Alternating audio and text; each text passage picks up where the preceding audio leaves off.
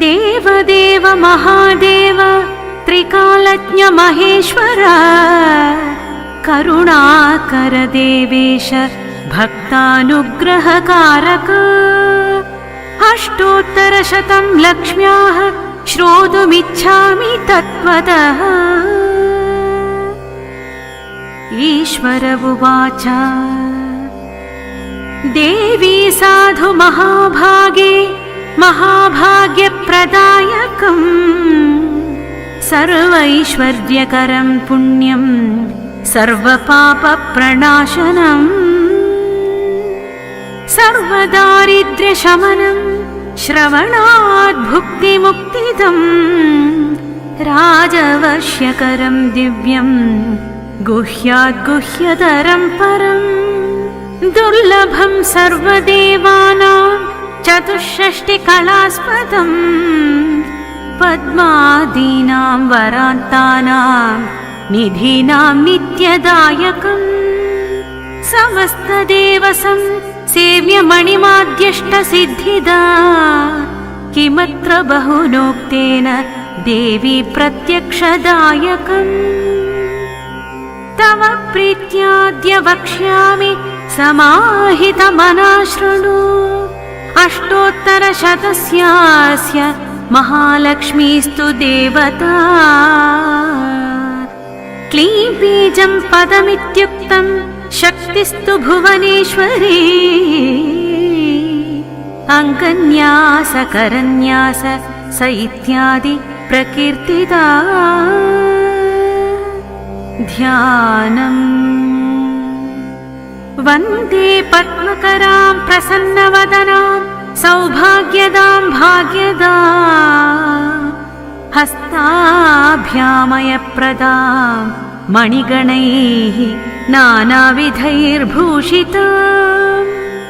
भक्ताभीष्टफलप्रदां हरिहरब्रह्मादिभिः सेविता पार्श्वे पङ्कजशङ्खपद्मनिधिभिः युक्तां सदा शक्तिभिः सरसिजनयने सरोजहस्ते धवलतरां शुकगन्धमाल्यशोभे भगवति हरिवल्लभे मनोज्ञे त्रिभुवनभूतिकरि प्रसीद मह्यम् स्तोत्रम् ॐ प्रकृतिं विकृतिं विद्यां सर्वभूतहितप्रदां श्रद्धां विभूतिं सुरभिं नमामि परमात्मिकां वाचं पद्मालयां पद्मां शुचिं स्वाहां स्वधां सुधां धन्यां हिरण्मयीं लक्ष्मीं नित्यपुष्टां विभावरीम् अदितिं च दितिं दीप्तां वसुधां वसुधारिणी नमामि कमलां कान्तां कामाक्षी क्रोधसम्भवाम् अनुग्रहप्रदां बुद्धिमनघां हरिवल्लभा अशोकामृतां दीप्तां लोकशोकविनाशिनी नमामि धर्मनिलयां करुणां लोकमातरम् पद्मप्रियां पद्महस्तां पद्माक्षीं पद्मसुन्दरीं पद्मोद्भवां पद्ममुखीं पद्मनाभप्रियां रमा पद्ममालाधरां देवीं पद्मिनीं पद्मगन्धिनीं पुण्यगन्धां सुप्रसन्नां प्रसादाभिमुखीं प्रभा नमामि चन्द्रवदनां चन्द्रां चन्द्रसहोदरीं चतुर्भुजां चन्द्ररूपम् इन्दिरामिन्दुशीतलाम् आह्लादजननीं पुष्टिं शिवां शिवकरीं सतीं विमलां विश्वजननीं तुष्टिं दारिद्र्यनाशिनी प्रीतिपुष्करिणीं शान्तां शुक्लमाल्याम्बरां श्रियं भास्करीं बिल्वनिलयां वरारोहां यशस्विनी वसुन्धरामुदाराङ्गां हरिणीं हेममालिनीं धनधान्यकरीं सिद्धिं स्त्रैणसौम्यां शुभप्रदा नृपवेश्मगतानन्दां वरलक्ष्मीं वसुप्रदां शुभां हिरण्यप्राकारां समुद्रतनयां जया नमामि मङ्गलां देवीं विष्णुवक्षस्थलस्थितां विष्णुपत्नीं प्रसन्नाक्षीं नारायणसमाश्रितां दारिद्र्यध्वंसिनीं देवीं सर्वोपद्रववारिणीं नवदुर्गां महाकालीं ब्रह्मविष्णुशिवात्मिका त्रिकालज्ञानसम्पन्नां नमामि भुवनेश्वरीं लक्ष्मीं क्षीरसमुद्रराजतनयां श्रीरङ्गधामेश्वरी दासीभूतसमस्तदेववनितां लोकैकदीपाङ्कुरां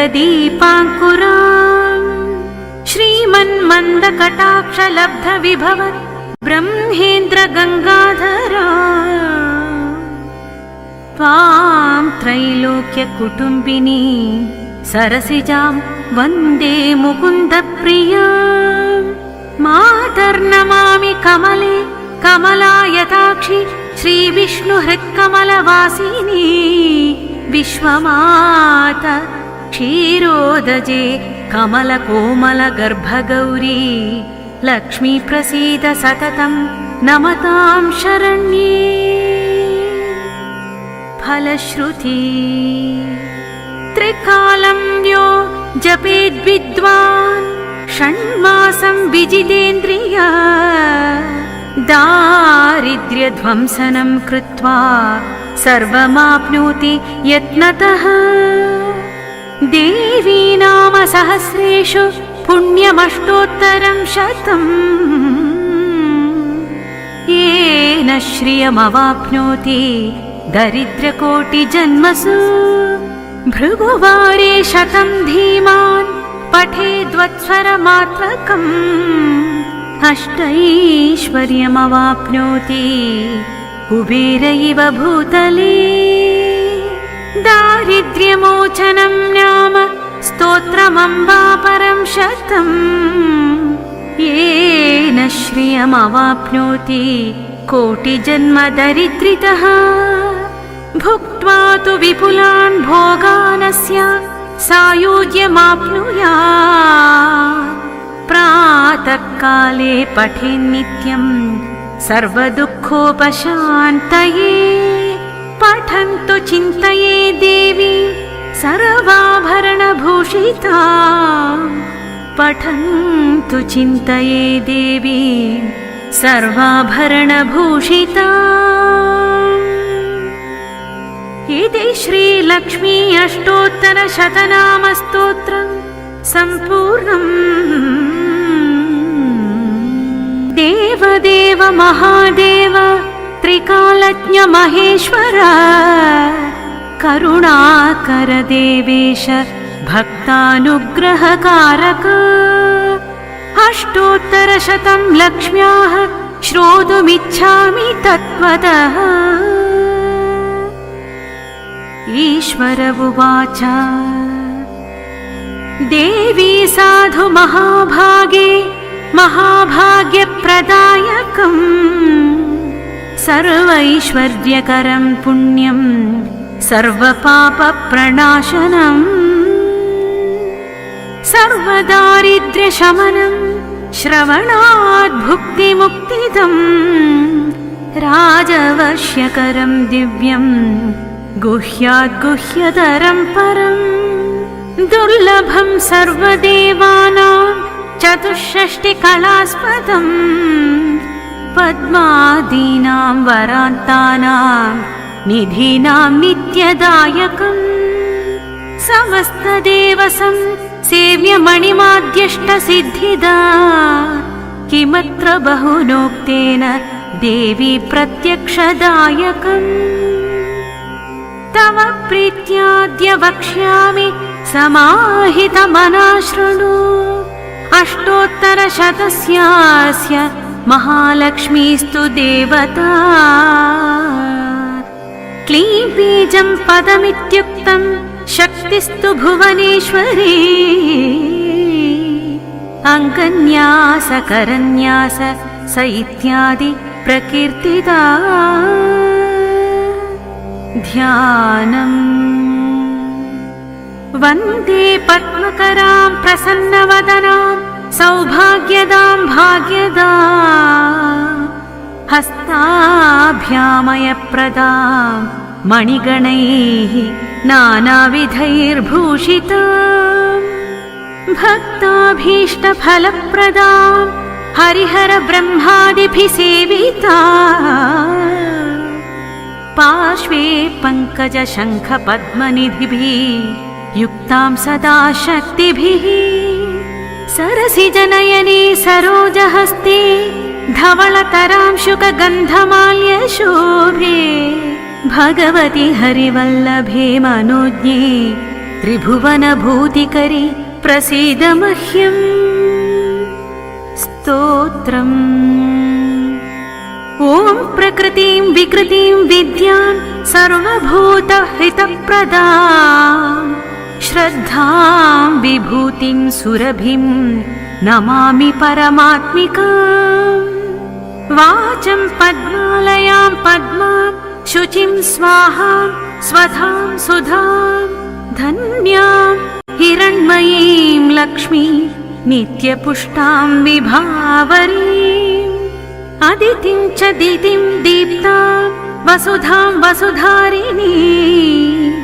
नमामि कमलां कान्तां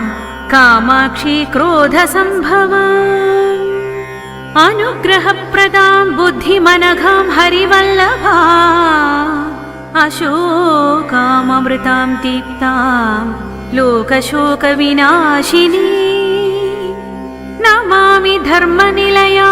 करुणां लोकमातरम् पद्मप्रियां पद्महस्तां पद्माक्षीं पद्मसुन्दरीं पद्मोद्भवां पद्ममुखीं पद्मनाभप्रियां रमा पद्ममालाधरां देवीं पद्मिनीं पद्मगन्धिनीं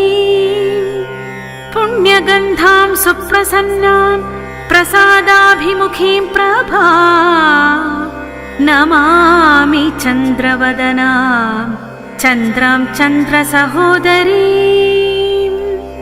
चतुर्भुजां चन्द्ररूपम् इन्दिरामिन्दुशीतला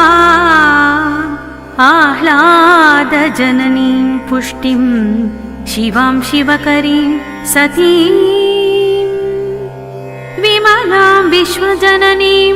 तुष्टिं दारिद्र्यनाशिनी प्रीतिपुष्करिणीं शान्तां शुक्लमाल्याम्बरां श्रियं भास्करीं बिल्वनिलयां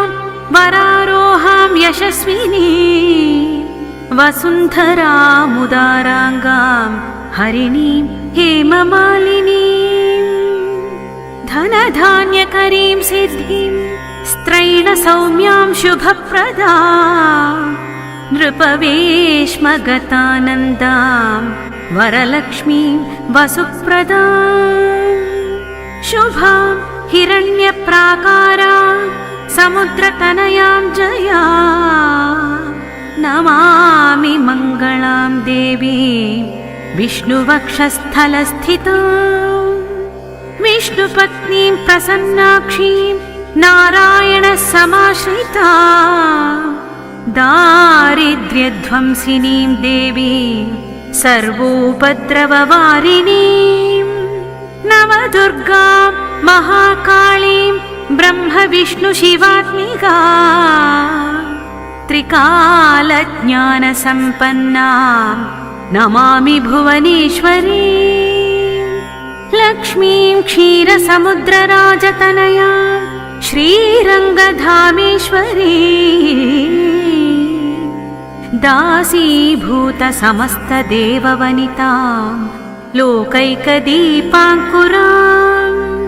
श्रीमन्मन्दकटाक्षलब्धविभव ब्रह्मेन्द्रगङ्गाधरा त्वां त्रैलोक्यकुटुम्बिनी सरसिजां वन्दे मुकुन्दप्रिया मातर्नमामि कमले कमलायताक्षि श्रीविष्णुहृत्कमलवासिनी